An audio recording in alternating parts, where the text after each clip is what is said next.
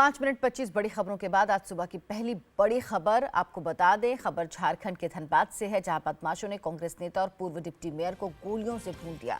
कल शाम 7 बजे धनबाद के पूर्व डिप्टी मेयर नीरज सिंह समेत 4 लोगों की गोली मारकर हत्या कर दी गई। बीच बाजार में नीरज सिंह की गाड़ी पर AK-47 से गोलियां बरसाई गई। इलाके में CISF की टुकड़ी को तैनात कर दिया गया और मुख्यमंत्री के आदेश पर DGP ने हत्यारों को पकड़ने और मामले को सुलझाने के लिए SIT का गठन भी कर दिया है।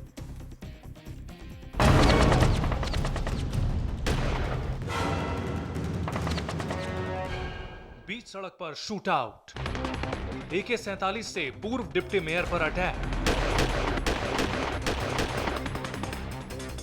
फॉर्च्यूनर पर 50 राउंड फायरिंग,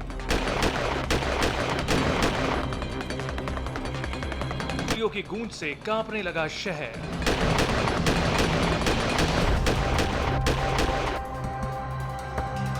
इस गाड़ी की हालत देखिए, 22 से ज्यादा गोलियां सामने से मारी गई हैं और 15 से ज्यादा गोलियां उस तरफ लगी हैं जिस सीट पर धनबाद के पूर्व डिप्टी मेयर नीरज सिंह बैठे थे।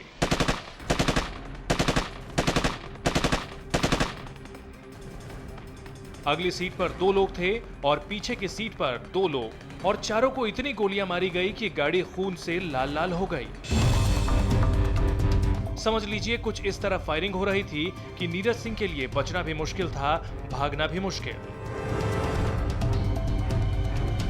कोई कह रहा है 4 शूटर थे तो कोई कह रहा है 6। सीधे सीधे राजनीतिक हत्या है और सबसे बड़ी बात है कि सरकार के संरक्षण में राजनीतिक हत्या हुई है और इसमें प्रशासन निष्क्रिय बना हुआ है। झारखंड के धनबाद में जिस जगह ये शूट आउट हुआ है वहां हजारों की संख्या में लोग रहते हैं। आसपास भरा हुआ पूरा बाजार है, लेकिन हत्यारे आए और हत्या करके फरार हो गए। सराय ढेला इलाका गोलियों की गड़गड़ाहट से गूंज उठा।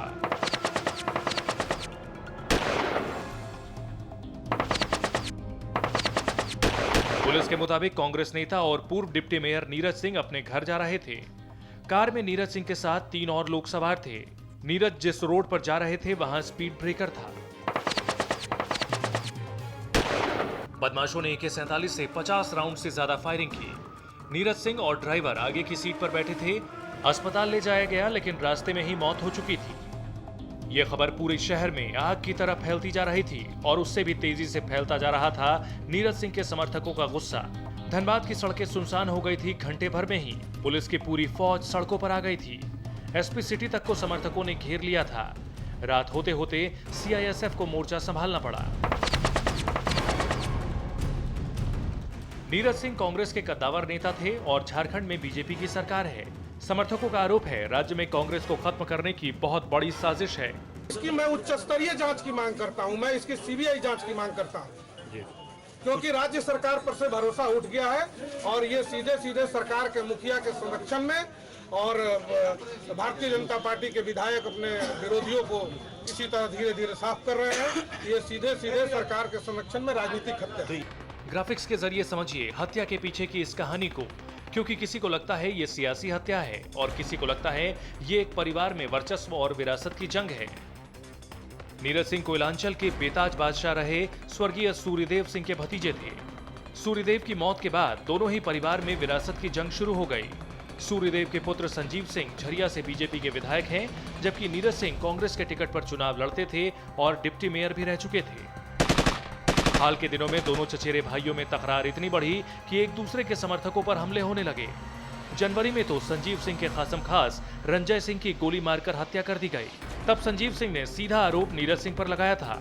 हालांकि नीरज सिंह ने कहा था कि वो हत्या की राजनीति में विश्वास नहीं रखते हैं, लेकिन इस वारदात के बाद झरिया में संजीव सिंह के घर की सुरक्षा बढ़ा दी गई है।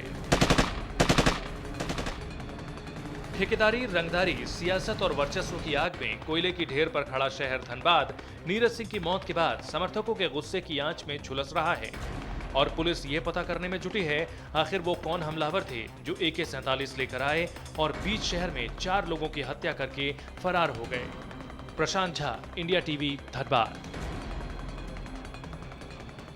यूपी में योगी सरकार आते ही अवैध बूचड़खानों के खिलाफ कार्रवाई तेज हो गई। यूपी के दर्जन भर से ज्यादा शहरों में अवैध बूचड़खाने सील कर दिए गए। बूचड़खानों के खिलाफ हो रही कार्रवाई से बड़े बूचड़खानों से लेकर छोटे दुकानदारों तक में हड़कंप मचा है।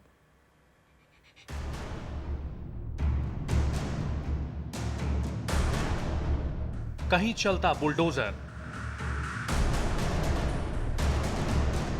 तो कहीं तालाबंदी, ताबड़तोड़ छापेमारी,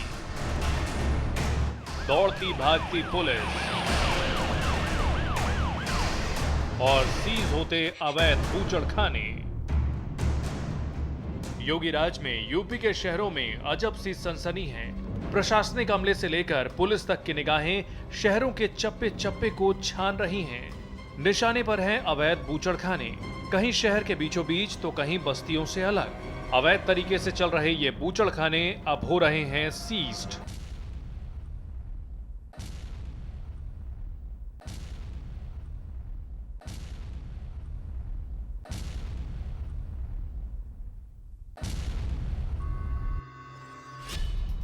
यूपी की सत्ता में योगी के काबिज होने के साथ ही बीजेपी के मैनिफेस्टो का पहला कदम है अवैध बूचड़खानों पर ताबड़तोड़ कार्रवाई। तेजी ऐसी कि न मंत्रियों के विभागों का बंटवारा हुआ है, न कैबिनेट की कोई बैठक हुई है, न नई सरकार का कोई औपचारिक हुक्म हुआ है।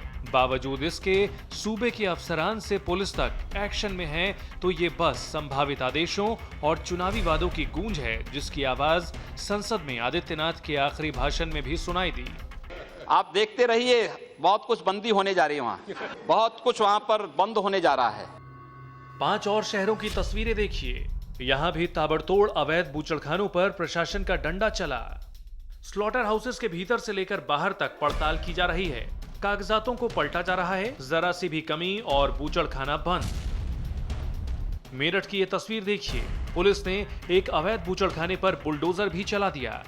मेरठ के आज 2 अलग अलग जगहों पर छापे पड़े, जिसमें छापे पड़ने के बाद सैंपल्स को कलेक्ट किया गया। पहला छापा जहां पड़ा, उधर एसडीएम और साथ में लोकल पुलिस मौजूद थी, जिन्होंने सैंपल कलेक्ट करने के बाद इस पूरे बूचर हाउस को बंद कर दिया। प्रशासनिक अमला उन्हीं बूचड़खानों पर कार्रवाई कर रहा है जो नियम कानून के मुताबिक नहीं चल रहे। यही वजह है कि इस कदम का कुछ लोग स्वागत भी कर रहे हैं। अब ऐसा लग रहा है कि जो प्रॉब्लम है वो उन लोगों के लिए है जो नॉर्म्स को पूरा नहीं कर रहे। कुछ अवैध बूचड़खानों को एडमिनिस्ट्रेशन ने बंद करवा दिया, तो कुछ बूचड़खानों के मालिकों के हौसले पस्त हुए और खुद ब खुद ताला लगा दिया। 3 फैक्ट्रियां 2 दिन से बंद। दिन तो दिन, रात में भी अवैध बूचड़खानों पर रेड जारी है। ये तस्वीरें अलीगढ़ में पड़ी रेड की हैं। रात के वक्त अवैध तरीके से चल रहे स्लॉटर हाउस पर पड़े छापे से अफरा तफरी मच गई। बूचड़खानों पर प्रशासनिक अमले की कार्रवाई के खिलाफ कई जगहों पर विरोध प्रदर्शन भी हुआ। वहीं वाराणसी में भी अवैध बूचड़खानों पर एडमिनिस्ट्रेशन का डंडा चला। अवैध तरीके से चल रहे बूचड़खानों को अधिकारियों ने सील कर दिया। जहाँ जहाँ से अवैध सूचना जहाँ जहाँ से आती है वहाँ पर कार्रवाई की जा रही है। अब जरा तस्वीर यूपी के गाजियाबाद की देखिए। यहाँ भी अधिकारियों की अवैध बूचड़खानों के खिलाफ कार्रवाई जारी रही। गाजियाबाद में कई अवैध बूचड़खानों को सील कर दिया गया। कुछ के कागजात जांच के लिए भेजे गए हैं। अभी 5-6 चिन्हित हो पाए हैं और जो कार्रवाई चल रही है उसके बाद ही बता पाना संभव होगा, क्योंकि सब पेपर्स दिखा रहे हैं। पेपर्स की जांच के बाद में पूरी तरह से कार्रवाई की। अवैध बूचड़खानों पर ताबड़तोड़ कार्रवाई जारी है। उत्तर प्रदेश के करीब करीब हर शहर में ऐसे कई स्लॉटर हाउस हैं जो नियम कानूनों की धज्जियां उड़ाते हुए धड़ल्ले से चल रहे थे। अब ज्यादातर पर या तो सरकारी मुहर लग चुकी है या वो खुद बंद कर दिए गए हैं। एनजीटी ऐसे स्लॉटर हाउसेस से स्वास्थ्य पर पड़ने वाले असर के बारे में पहले भी अलर्ट करता रहा है। अब बदली हुई सत्ता के संकल्प पत्र के हिसाब से एडमिनिस्ट्रेशन की नजर ऐसे अवैध बूचड़खानों पर सख्त है। खबर मुंबई से, जहां बीती रात एक बार फिर से रफ्तार का कहर दिखा। मरीन ड्राइव इलाके में एक कार और बाइक की जोरदार टक्कर में 4 लोग घायल हो गए। घायलों में एक महिला समेत 3 की हालत गंभीर है। रात करीब 12:30 बजे एक जगुआर कार मरीन ड्राइव में यू टर्न ले रही थी, तभी तेज रफ्तार से आ रहे स्पोर्ट्स बाइक सवार ने कार को टक्कर मार दी। बाइक की हालत देखकर अंदाजा लगाया जा सकता है कि हादसा कितना भयंकर था। बाइक की टक्कर से कार को भी नुकसान पहुंचा। कार का एक दरवाजा पिचक गया और एयरबैग्स भी खुल गए।